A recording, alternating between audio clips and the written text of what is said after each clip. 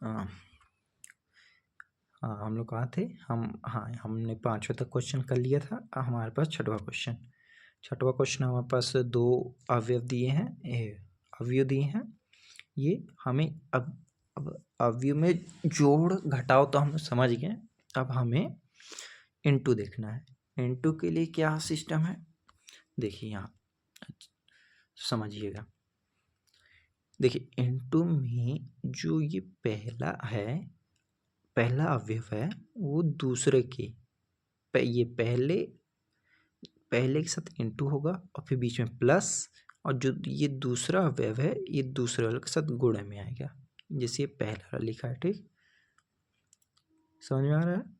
जो ये पहला है ये पहले के साथ में इनटू में और बीच में प्लस, और जो ये दूसरा है ये दूसरे वाले के साथ गुणे में और इनटू में, ठीक ये पहला निकल जाएगा।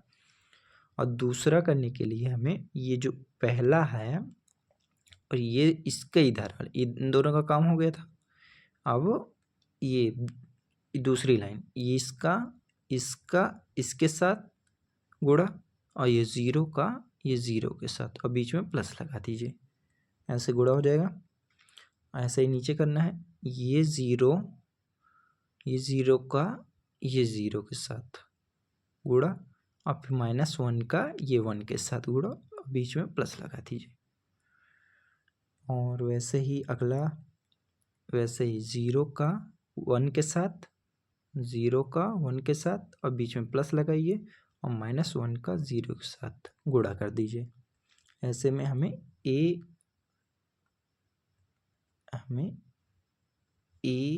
इंटू में ये b मिल जाएगा। ये पॉइंट बीच में इंटू का काम कर रहा है। चलिए इतना समझ में गया। अब 7वां क्वेश्चन पे चलते हैं। 7वां क्वेश्चन क्या है, देखिए ये है स्तंभ और ये है क्या, पंक्ति। इनका हमें इनटू कराना है। इससे पहले हमें नॉर्मल क्वेश्चन मिलते थे, लेकिन ये थोड़ा दिमाग का वो क्वेश्चन है, तो उतना नहीं है, मतलब समझ में आ जाएगा। देखिए पहले बीच में a इंटू में b लिख दिए, और फिर जो ये 1 है 1 का 2 के साथ, 1 का 3 के साथ और 1 का 4 के साथ गुणा कर दिए। वैसे ही 2 का 2 से पहली लाइन, फिर दूसरी और फिर तीसरी से कर दिए गुणा, और तीसरे में पहले के साथ, फिर दूसरे के साथ और फिर तीसरे के साथ गुणा कर दीजिए। बस हो गया काम खत्म इस क्वेश्चन में।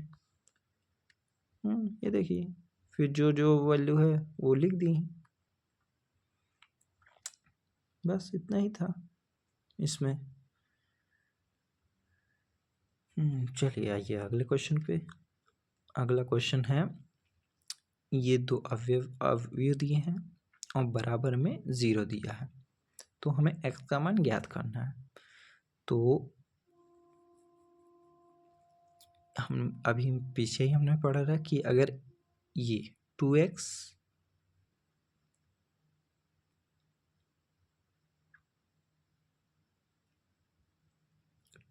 का x में गुणा करना है और 4 का 8 में गुणा करना है। अभी ऊपर ही पढ़ा रहा, जैसे a इंटू बी में अभी ऊपर पढ़े हैं, यहीं ऊपर है ये, जैसे अभी ऊपर ये पढ़े 1 का 2 से कर रहे थे, फिर 1 का इसके वाले से कर रहे थे।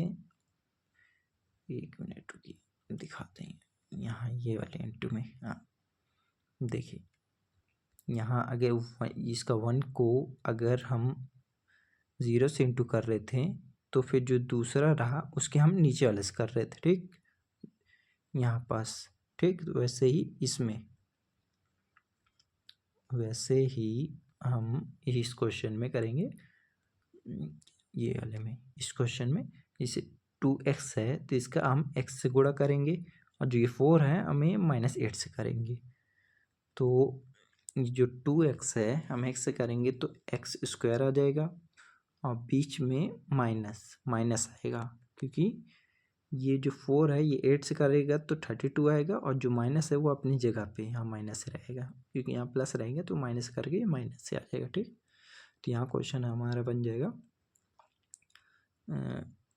2x² माइनस, यहाँ प्लस कर दोगे 4 माइनस 8। ठीक, तो यहाँ हमारे पास जाएंगे 2x² माइनस 32 इक्वल टू 0।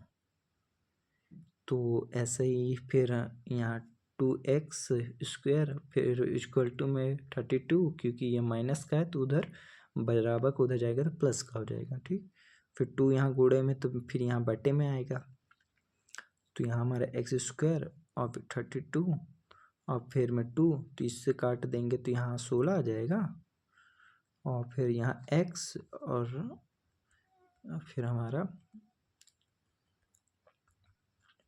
फिर यहाँ देखिए यहाँ x² इक्वल टू 16, तो x यहाँ प्लस माइनस में x और यहाँ रूट में आ जाएगा 16, तो x और 16 किसका वो है, 16 किसका 16 किसका वो स्क्वायर है 4 का, तो हम यहाँ 4 लिख दें, x equal two plus minus 4, ये 4 लिख दीजिए, ये हमारा आंसर हो जाएगा। चलिए अगले क्वेश्चन पे पढ़ते हैं, चलते हैं। अगला क्वेश्चन हमारा 9, ये पेपर में ज़्यादा आता है, जिसे हमें a की वैल्यू दे दी है और हमें ये सिद्ध करना है कि a² minus 4a plus 5i equal to 0 होता है। तो इसके लिए हमें a पता है, बाकी a² नहीं पता है।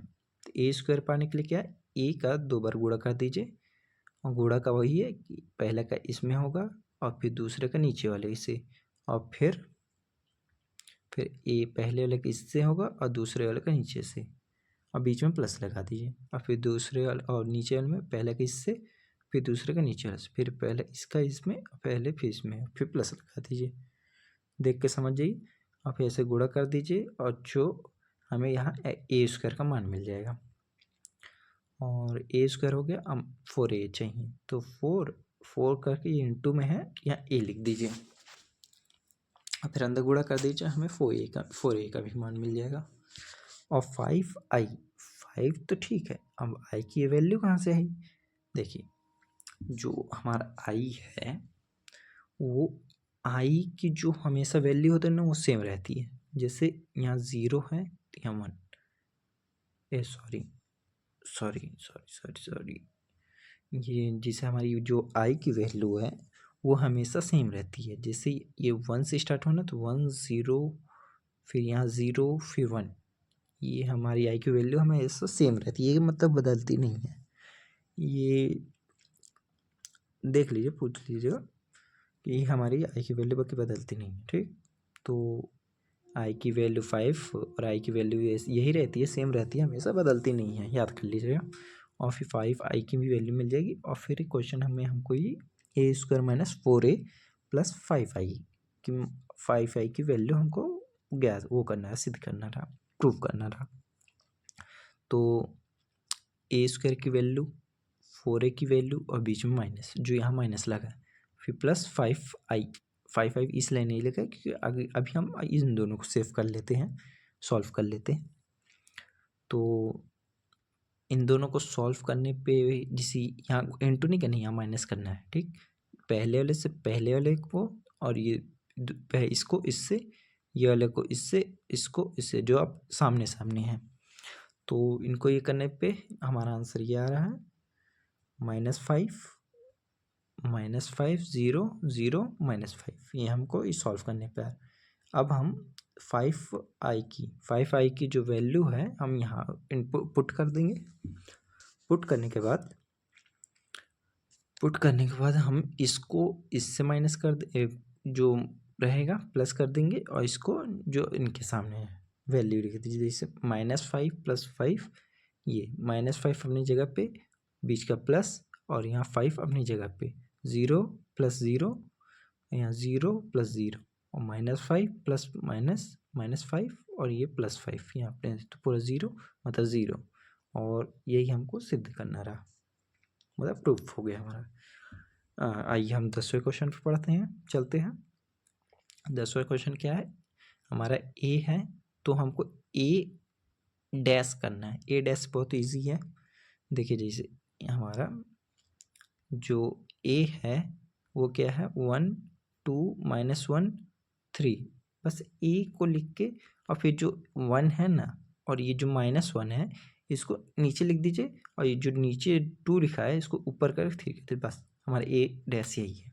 मतलब जो ये कॉलम है, मतलब जो हमारा क्या चीज़, ये जो पंक्ति है उस पंक्ति को हमको स्तंभ बना देना है, और जो स्तंभ है उसको हम पंक्ति बना देना है, बस इतना ही काम करना है, जो उनको उल्टा कर देना है, बस हो गया काम खत्म।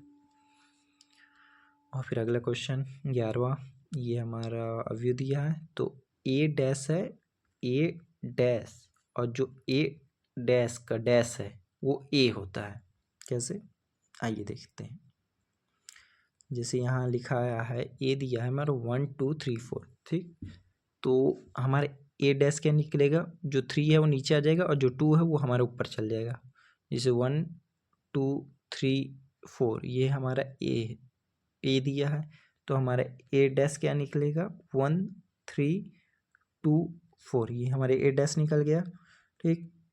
अब फिर अब डैश का डैश निकालना है, जैसे ए डैश और डैश, ए डैश क्या निकल रहा 1 3 2 4, ये हमारा सॉरी ये हमारा क्या निकल रहा, ये ए डैश क्या है 1 3 2 4 ए, अब ये ए डैश, अब ए डैश है, अब ए डैश का ए डैश निकालेंगे, डैश का डैश निकालेंगे, तो हमारा जो ये है, ये जो 2 है वापस से नीचे आ जाएगा और जो 3 है वो वापस से ऊपर चल जाएगा, तो ये और फिर ये देखिए इसको देखिए और ए को देखिए, ये दोनों सेम है, जैसे 1 2 3 4 1 2 3 4, इसलिए कहते हैं जो ए की वैल्यू होती है वो डैश के बराबर होती है। ये हमको प्रूफ करना था, ये प्रूफ करना था कि जो ए है वो ए डैश के बराबर होता है। चलिए अगला क्वेश्चन देखते हैं। 12वां क्वेश्चन क्या है कि ए डैश हम की वैल्यू हम जानते हैं, अब बी की वैल्यू जानते हैं, तो ए प्लस 2b डैश मतलब ए प्लस 2b का डैश ज्ञात करना है, ठीक।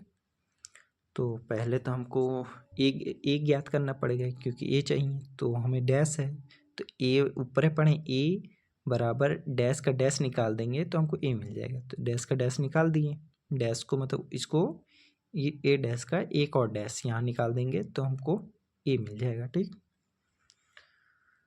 और फिर नीचे हमें 2b, तो b की वैल्यू हमें पता है 2 का इंटू कर देंगे बस 2b मिल जाएगा, तो हमें अभी यह देखिए a प्लस 2b, तो a प्लस 2b निकालेंगे अगर पहले इनको जोड़ देना है तो हमको ये वैल्यू मिल गई, ठीक। अब नीचे आए, अब a प्लस 2b की वैल्यू नीचे, हमें a प्लस 2b का डैश चाहिए, तो हमें ये जो है जो -4 है और 1 है, -4 1 5 6 है, तो हमें बस वो 1 को नीचे लिख देना, मतलब जो पंक्ति है उस पंक्ति को स्तंभ बना दीजिए और स्तंभ को पंक्ति बना दीजिए, बस काम खत्म है आपका, ठीक, काम हो गया। जैसे इसमें 1 को नीचे लिख दिया, 5 को ऊपर लिख दिया, बस खत्म हो गया। इसके आगे सारणी अगले लेक्चर में पढ़ते हैं।